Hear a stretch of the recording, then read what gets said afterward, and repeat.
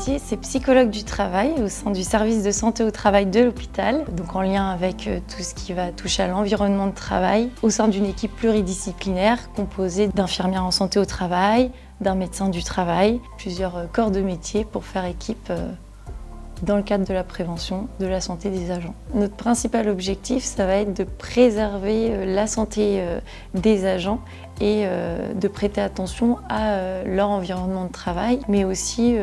de promouvoir la qualité de vie au travail, la prévention plus globale des risques psychosociaux. Tout ce qui est en lien avec l'écoute, apporter des temps de parole, des temps d'échange au quotidien, que ce soit pour pouvoir s'exprimer individuellement ou en équipe, c'est ce qui va résoudre la plupart des problématiques de stress ou de mal-être au travail. Et cette démarche, elle reste personnelle, donc c'est l'agent qui va décider, lorsqu'il sera prêt, de me contacter. Et lors de notre premier entretien, généralement, je pose le cadre, à savoir que tout ce qui va se dire lors des rencontres est confidentiel. Je suis récemment formée aux thérapies comportementales et cognitives, donc c'est des outils que je vais pouvoir plutôt appliquer individuellement. Et plus collectivement, on va plutôt mettre en place des analyses de pratiques professionnelles, par exemple, pareil, où je suis également récemment formée, ce qui peut permettre aux agents de réfléchir sur leurs pratiques et ainsi petit à petit aussi d'améliorer leur formation, leur façon de travailler et d'ouvrir les pratiques. Généralement, c'est pas toujours facile pour les professionnels de faire le pas vers un entretien avec un psychologue. Pour autant, ça ne représente pas forcément une souffrance intense, un problème psychiatrique,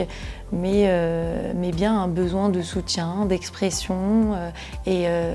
dont tout le monde peut se saisir à un moment. Donc faire le pas, c'est le plus dur, et une fois que l'accompagnement il est lancé, finalement la réaction c'est plutôt pourquoi je ne l'ai pas fait plus tôt, ou voilà, finalement je vais en parler à d'autres collègues, je pense que ça peut leur faire du bien aussi d'évoquer certaines difficultés. Je pense que ce qui est le plus important, c'est d'être à l'écoute, de pouvoir faire preuve de bienveillance, d'empathie et également de réactivité pour pouvoir être assez vite opérationnel au sein des équipes, de pouvoir apporter des réponses au plus vite. Et pour ça, il faut savoir faire preuve aussi de méthodologie, de rigueur. Ce qui m'intéresse dans ce métier, c'est le fait de pouvoir permettre aux personnes d'être écoutées, de trouver aussi des ressources par elles-mêmes et de pouvoir amener aussi un regain de confiance chez les personnes et de pouvoir répondre au maximum à des problématiques, aider à la réflexion aussi.